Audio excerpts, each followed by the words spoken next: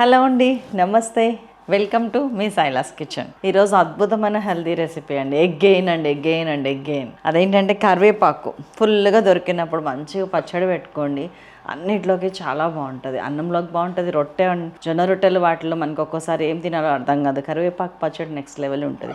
దోశల మీద కూడా మనం మంచిగా కొంచెం వాటర్ కలుపుకొని ఇట్లా కరివేపాకు పచ్చడి రాసుకొని కొద్దిగా షుగర్ జల్లుకొని తింటే నెక్స్ట్ లెవెల్ ఉంటుంది. ఇంగ్రీడియంట్స్ ఒక్కసారి చూద్దామా. ఎండుమిరపకాయలు, ధనియాలు, పచ్చిశనగపప్పు, మినపప్పు, ఆవాలు, మెంతులు, జీలకర్ర, వెల్లుల్లి, కరివేపాకు, ఉప్పు, పసుపు, కారం, చింతపండు, ఇంగువ, సరిపడినంత ఆయిల్. దట్స్ ఆల్ అండి. సో ఇవన్నీ ఇదనమాట. ఇప్పుడు నేను దానికోసం ఫస్ట్ చింతపండు, ఒక చిన్న జామకాయ అంత చింతపండు ఉడకపెట్టాను. కొన్ని నీళ్లు పోసాను. ఆ నీళ్ళు ఎగిరిపోయే వరకు ఉడకనిచ్చాను. ఒక 5 to 6 minutes అంతే. అంతకు మించి ఎక్కువ ఉడకపెట్టినా కానీ చింతపండులో పులుపు చచ్చిపోతుంది. So no.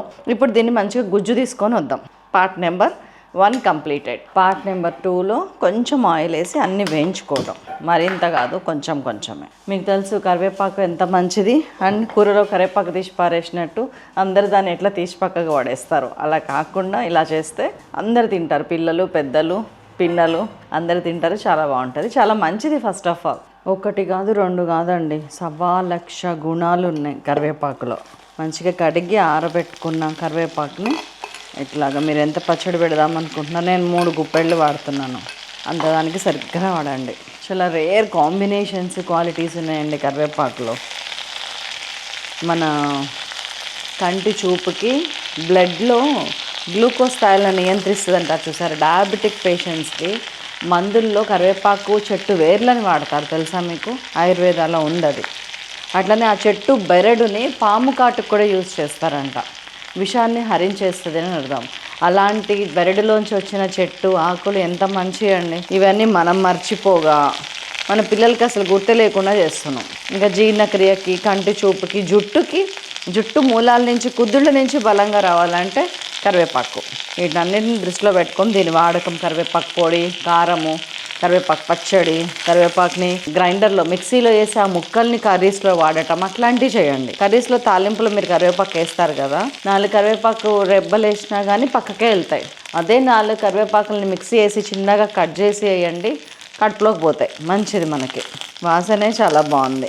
శీతాకాలంలో ఫస్ట్ అండి కరివేపాకు రావటం. ఈ మధ్యన లేదు, 2 నెలల నుంచి. అందుకని వెంటనే కరివేపాకు రాగానే ముందు పచ్చడి పెట్టేస్తున్నాను. నేను కంప్లీట్ సిమ్ చేసేసాను. చక్కగా పైనుంచి కిందకి లైట్గా వేయిస్తున్నాను. మరి దాని రూపురేఖలు నశించేంతగా కరివేపాకును వేయించాల్సిన అవసరం లేదు. ఉంటే చేసేవాళ్ళమేమో, అంత అవసరం లేదు, నిలువ ఉంటుంది. యాంటీ బ్యాక్టీరియల్, యాంటీ ఫంగల్ లక్షణాలు చాలా, అసలు రిచ్ ఆఫ్ యాంటీ ఆక్సిడెంట్స్. ఇంకొకటి కాదని చెప్పిన, అందుకే ఎక్కువ చెప్తే మళ్ళా. సన్న సెగ మీద పెట్టి దాన్ని డీహైడ్రేట్ చేస్తున్నా నేను. అంటే అందులో ఉన్న వాటర్ శాతాన్ని తగ్గిస్తున్నా, వేయించట్లేను, సన్న సెగ మీద పెట్టాను.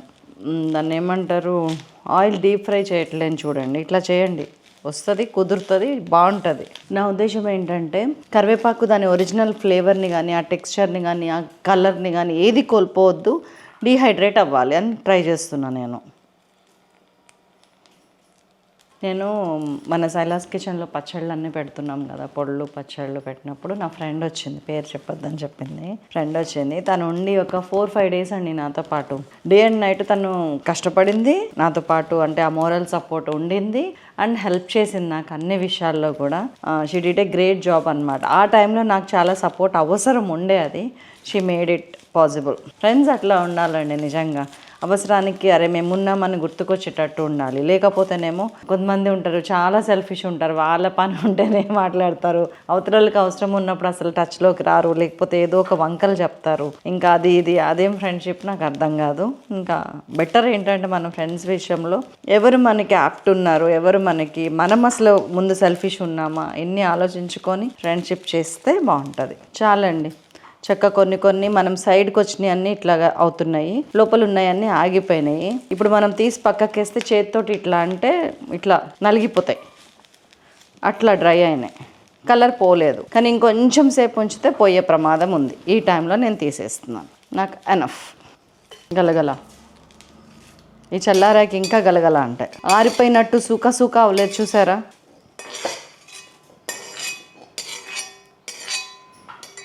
సిమ్ చేశాను. ఇంకొక చుక్క ఆయిల్ వేసుకుంటున్నాను, ఎక్కువ అవసరం లేదు. సో నేను ఇవన్నీ ఫ్రై చేసుకుంటాను. ఒక 1.5 table spoon or 4 to 5 tea spoons ధనియాలు, ఒక 5-6 ఎండుమిరపకాయలు చాలు, అవి వేగుతుంటాయి.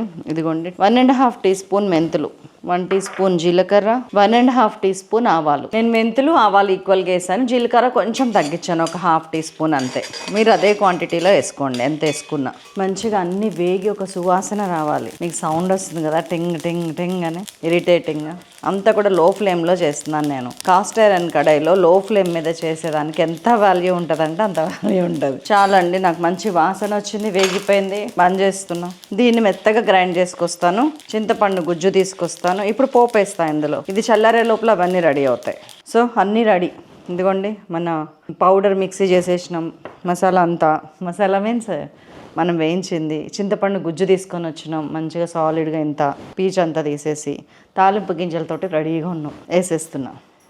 సో పచ్చిశనగపప్పు, మినపప్పు 1 టీ స్పూన్. నూనె వేడెక్కిందండి, నా తప్పేం లేదు. ఒక 60% వేడెక్కింది. అది లేచి పైకి వస్తే వెయిట్ చేయండి. చక్కగా సాలిడ్గా నూనె పోసాను. ఒక 150 గ్రామ్స్ ఆయిల్ పోసేసి పెట్టిన దీంట్లోకి చేసేస్తా.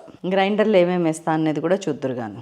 ఇదిగోండి వెల్లుల్లి, మంచిగా ఒక 100 గ్రాముల వెల్లుల్లి కచ్చపచ్చగా దంచిన, అదే టేస్ట్ ఇది దీంట్లోకి సూపర్ టేస్ట్. సగం వేగింది. ఆవాలు జీలకర్ర వేసేస్తుంది, అది కూడా అంతే 1 టీ స్పూన్. ఎండుమిరపకాయలు కూడా వేసే ముందు ఇదంతా వెల్లుల్లి దాదాపు 100-150 గ్రామ్స్ వెల్లుల్లి. ఇది పొట్టు తీసేసినాక ఇంకొంచెం తగ్గుద్ది. ఇప్పుడు వేస్తున్నా ఎండుమిరపకాయ, ఇంగువ 2, ఒక 1/2 టీ స్పూన్.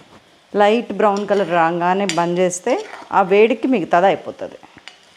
ఇప్పుడు ఇది వేగుతుంటే ఇదిగోండి కరివేపాకు, ఈ పొడి మొత్తం రావాలి కదా, దీనికి సరిపోనే తీసుకున్నాం. మన వేయించిన ఆవాలు, మెంతులు, జీలకర్ర పొడి అండ్ ఈ చింతపండు గుజ్జు, దీనికి సరిపోను ఉప్పు. నేనైతే ఒక 3.5 టీ స్పూన్స్ వేసాను. అండ్ సరిపోను కారం, ఒక 5 టీ స్పూన్స్ కారం. ఇవన్నీ మిక్సీ చేసుకొని వద్దాం ఇది అయ్యేలోపు. ఇదిగోండి లైట్ గోల్డెన్ బ్రౌన్ షేడ్ వచ్చింది. బంద్ చేస్తున్నాను. వేడికి అయిపోతుంది అది మిగతాది. ఈ వేడి నూనెలోనే కొంచెం ఒక 1/2 టీ స్పూన్ పసుపు వేసేస్తాం. ఇదిగోండి ఇది మంచి కలర్ వచ్చింది, బ్రౌన్ షేడ్. చల్లారింది లైట్గా, గోరువెచ్చగానే ఉండాలి. ఇదిగోండి మనకు కరివేపాకు వచ్చేసింది గ్రైండ్ అయ్యి, వేసేస్తున్నా ఇందులో. దీనిలో ఉప్పు చెక్ చేసుకొని మళ్ళీ కలుపుకుందాం. కావాలంటే ఫస్ట్ ఇదంతా మిక్స్ చేద్దాం. ఇట్లా ఆయిల్ ఉంటేనే మీకు అది నిలువ ఉంటుంది, గుర్తుపెట్టుకోండి. ఉప్పు, నూనె చాలా ఇంపార్టెంట్. ఆ తర్వాత ప్లేస్ గోస్ టు కారం, ఆ తర్వాత పులుపు. ఈ 4 సమంగా ఉంటే మాత్రం దద్దరిల్లిపోద్ది, ఎన్ని రోజులైనా నిలువ ఉంటుంది. ఇది 3 months మీకు ఈజీగా నిలువ ఉంటుంది, బయట ఫ్రిడ్జ్లో కూడా పెట్టకుండా. కానీ టేక్ కేర్ ఆఫ్ తడి లేకుండా చూసుకోండి. మీరు తడి స్పూన్ పెట్టినంత మాత్రాన మీ ఫ్యామిలీలో ఎవరు పెట్టలేదని కాదుగా, ఎవరిని మీరు చూడట్లేరుగా. So be careful.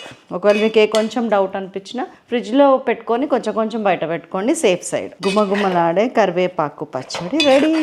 దీంతో మీరు కరివేపాకు రైస్ కూడా చేయొచ్చు. జస్ట్ మళ్ళీ కొంచెం పోపేసి ఈ పేస్ట్ కొంచెం వేసి అన్నం కలిపేయండి, అయిపోతుంది. So that's all. ఒక్కసారి ఉప్పు చూస్తాను, నేను ఆపుకోలేకపోతున్నాను. సరిపోయిందండి ఉప్పు. నాకు తక్కువ పడద్దేమో అనుకున్నాను, తగ్గలే, మంచి సరిపోయింది. చూడండి ఇంత కరివేపాకు ఎప్పటికి తినేము మనం, 9 సంవత్సరాలు తినేము. ఇలా చాలా ఈజీగా తినేయచ్చు. అండ్ ఈ అన్నం కలుపుకున్నప్పుడు, మా ఇంట్లో అన్నం లేదు, లేకపోతే నేను పెట్టుకొని తినేదాన్ని. ఇప్పుడు అన్నం లేదనకూడదేమో, అన్నం నిండుకుంది, ఇంకా వండలేదు. సో ఎప్పుడెప్పుడు తిందామా అని వేడి అన్నం వండుకుని నెయ్యి వేసుకొని తింటాం. ఈ అన్నం తినేటప్పుడు పక్కన ఉల్లిపాయలు పెట్టుకోవటం మర్చిపోకండి ప్లీజ్. నా కోసమైనా మీరు చేస్తారని, చేయాలని అనుకుంటూ బాయ్ టాటా.